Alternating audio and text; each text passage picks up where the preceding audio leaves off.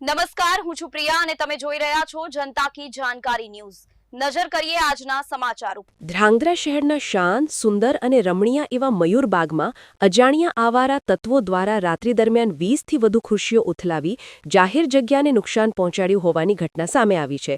જો કે સતત વિકસિત બનતા બગીચાને રંજાડતા તત્વો સામે સિનિયર સિટીઝનોનો રોષ પણ સામે આવ્યો છે।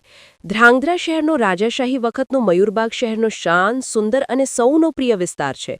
અહીં ધ્રાંગધ્રા નગરપાલિકા બગીચાને વધુથી વધુ હરિયાળું, સુંદર બનાવવા અનેક પ્રયત્નો હાથે ધરી રહી છે।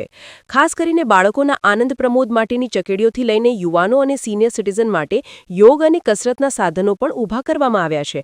પણ અહીં થોડા સમયથી બગીચામાં આવારા તત્વો એકલ દોકલ કે ગ્રુપમાં દારૂની મહેફિલ માણતા હોવાની રાવ ઉઠી રહી છે।